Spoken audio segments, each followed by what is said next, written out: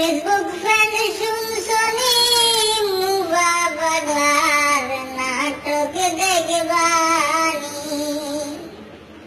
ওরে উতা পাগল কার্তিক মাসে, মুভা পাগল 12 মাসে, কখন সে যে কি বলে সেও জানে না।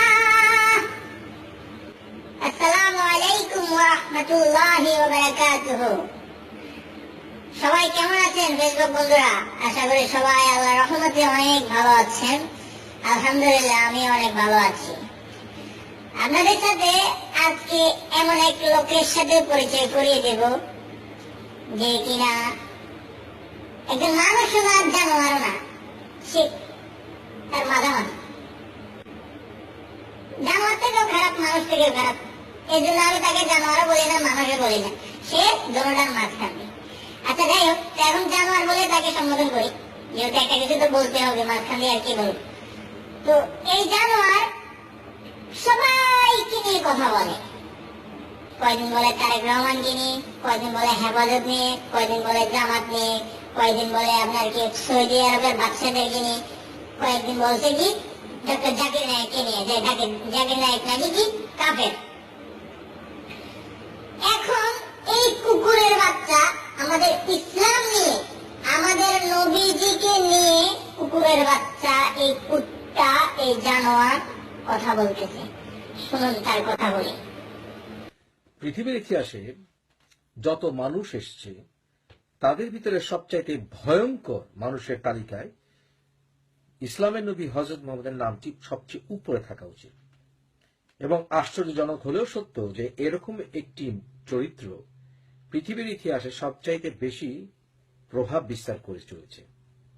এটার মূল কারণ হচ্ছে যে তার চরিত্র সম্পর্কে খোদ মুসলমানরাই জানে না, আর যারা জানে তারা হয় নিজেরা মৌলবাদী হয়ে যায়, অথবা সন্ত্রাসী হয়ে যায়, অথবা যারা এই ক্যারেক্টারকে অনুসরণ করতে চায় তারা ধর্মান্ধ হয়ে যায়। যীশুখ্রিস্ট মানুষকে মৃত থেকে জীবিত করেছিলেন, এটা বিশ্বাস করার, এরকম ভাওতাবাজিকে বিশ্বাস করার কোনো কারণ থাকতে পারে না। তবে যীশুখ্রিস্ট কখনো যেই কাজগুলো মুহাম্মদ করেছিল তা করেনি। মুহাম্মদ মানুষকে নির্বিচারে হত্যা করেছিল। মুহাম্মদ দাসীদেরকে ধর্ষণ করেছিল, যুদ্ধবন্দী এমনকি বিবাহিতা নারীদেরকে পর্যন্ত ধর্ষণ করেছিল। আপনারা যারা এই ভিডিওটি দেখছেন তারা যদি নিজেদেরকে মুসলমান দাবি করে থাকে, আমি নিশ্চিত আপনারা 90%ই হাদিস এবং কোরআনের সম্পর্কে কিছুই জানেন না। এবং এই মুহাম্মদের চরিত্র, সে গিফট পেয়েছিল, দাসীর গিফট। মারিয়াম নামে একটি দাসীকে সে সেই ইজিপ্টের শাসকের কাছ থেকে উপঢৌকন হিসাবে, উপহার হিসাবে পেয়েছিল। এই দাসীর কোনো অধিকার ছিল না মুহাম্মদকে না বলার। মাত্র টিনেজার একটি মেয়ে, মুহাম্মদ তখন বুড়া। তখন এই বুড়া তাকে রাত দিন তার সাথে সেক্স করত এবং সে মৃত্যুর আগে তাকে একটি পুত্র সন্তান দিয়েছিল, যে পুত্র সন্তান ইব্রাহিম বাঁচেনি, কারণ মুহাম্মদের শরীরে প্রায় 4 বছর বিষক্রিয়া কাজ করত। এই হচ্ছে তার চরিত্র। এরকম মানুষকে যদি নবী মানতে হয়, আর যেই হোক আমি মানব না। এবং যুক্তি যদি না খাটাতে বলেন, শুধু বলে যান চিৎকার করে সে শ্রেষ্ঠ মানুষ ছিল, আমি মুফাসসির ইসলাম অন্তত মানব না। আপনারা আল্লাহু আকবার বলবেন, কোরআনকে যত মিষ্টি শব্দ দিয়ে প্রচার করার চেষ্টা করবেন, তত এর গার্বেজ আমি তুলে ধরব।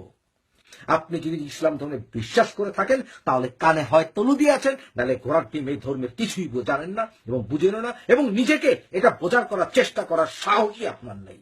আপনার সাহস নেই এই ধর্ম সম্বন্ধে জানা। এটি ফ্যাসিস্ট ধর্ম, যেই ধর্মের রাজা বাদশা সৌদি আরবের অ্যাম্বাসেডর আমেরিকায়, সে পর্যন্ত ছিল আসলে দাসীরই পুত্র। ওসামা বিন লাদেনের আপন কয়েক ভাই তারা দাসীর পেটে জন্মেছিল। কি জানেন মুহাম্মদের নিজের দাসীর পেটে জন্ম দিয়েছিল ইব্রাহিমকে। কি জানেন? ওই কুকুরের বাচ্চা, এই কুকুরের বাচ্চা, তুই যে আমাদের নবীজিকে নিয়ে, আমাদের ইসলাম নিয়ে, আমাদের আল্লাহ নিয়ে কথা বলিস, তোর কি একটু বিবেকে বাঁধলো না? তোর নামের ভাষা নাকি তুই মুফাসসির ইসলাম? তাহলে তুই ইসলাম, মুফাসসির ইসলাম, তুই কিভাবে তুই আমাদের নবীজিকে নিয়ে তুই কথা বলিস? তোর উপরে আল্লাহর গজব পড়ে না কেন? তোর উপরে তুই কেন এখনো দুনিয়াতে, তোর কেন আল্লাহ উঠে দিতেছে না?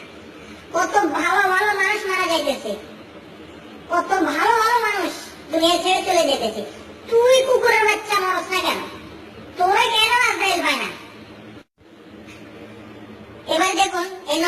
বাপ মারা দেখো। কিরে তারেক রহমান, তোর চামচারা আমাকে পরোক্ষভাবে হুমকি দেয় কেন? কিরে তারেক্কা? সে এমন ভাবে বলতেছে এই তারিখটা তোর লোকে আমার থ্রেট দেয় কেন? এ বেটা এ, তুই পাবলিকের বুঝাইতে চাস তোর জুবলির ভিতরে থাকা তারিখটা তোরে চিনি, তারেক রহমান তোরে চিনি। হ্যাঁ, তারেক রহমান তোরে থ্রেট দিয়েছে। হ্যাঁ রে বেটা, তোর যে জুবলির ভিতরে পিছন দিয়ে তুই বই কটা রাখছস, বই বলে তো মনে হয় কিনে এনে ঢুকেছিস, এগুলা দরজ নাই। তুই নাকি কি আইনজীবী বালতাল? তুই যদি আইনজীবী হোস সারাদিন তুই কেমনি ভিডিও বানা দেনে বইয়া বইয়া, তোর কোনো কাম নাই। তুই না বলে কি আইনের বাল ছিল নিয়ে নে বাইন সব কোথায় আর। খেলা হবে, খেলা হবে। এরপরে তুই কি করতেছিস? তুই নাকি খেলবি? এ বেটা এ, তুই কি খেলবি? এই যে দেখ, এই যে হিজড়া, আসলে আমি এটা করতে চাই নাই, জাস্ট মানুষের দেখানোর জন্য বলছি। এই যে দেখ হিজড়া, হিজড়ার মধ্যে তোর মধ্যে কোনো পার্থক্য আছে? কোনো পার্থক্য নাই। তুই যদি হিজড়া নাই হস, তোর বউ তোরে ছেড়ে গেছে কি লেগা? তুই আমারে ক, তুই আমরে ক, তোর বউ একে একে তোর দোনোটা বউ তোরে ছেড়ে গেছে কি লেগা? তুই হিজড়া না হলে তোর তো ওইটা নাই, খানকির বলা। তুই বাইন চোত আমাদের ইসলামের বিরুদ্ধে বস, তোর আল্লাহর গজব পড়ক, তোর খোদার গজব পড়ক। আর তুই নড়ির ফুট ওইখানে এরকম কথা না বইলা তোরা তো সবাই চ্যালেঞ্জ করতেছে, তুই স্কাইপে লাইভে আয়, দেখি তুই যে কোনো হয়েছে তুই লাইভে আয়। তুই বড় না আমরা বড় প্রমাণ হয়ে যাবে, ঠিক আছে?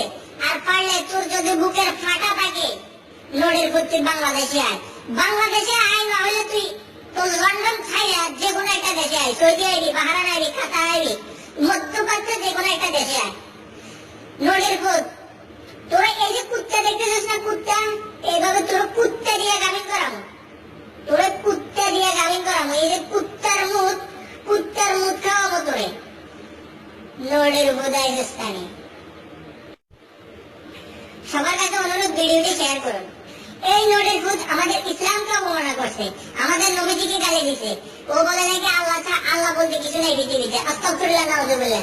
ওর উপরে খোদার গজব আল্লাহ নাযিল করে তার উপরে। আর যারা লন্ডনে থাকেন, এই কুকুরের বাচ্চারে লন্ডনে যেখানে পাবেন ওখানে জুতা পেটা করবেন। আর যদি পারেন কোন রকমে একটু ঠেলে বিমানে উঠে যে কোনো একটা দেশে আগে ফেলাইলে মধ্যপ্রাচ্যে অথবা বাংলাদেশে।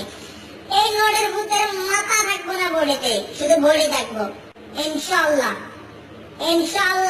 শুধু তাকে যে কোনো ভাবে লন্ডন থেকে পাঠান। আর আপনারা যারা লন্ডনে আছেন, এই নড়ির ফুটের যেখানে পাবেন এখানে জুতা পেটা করবেন।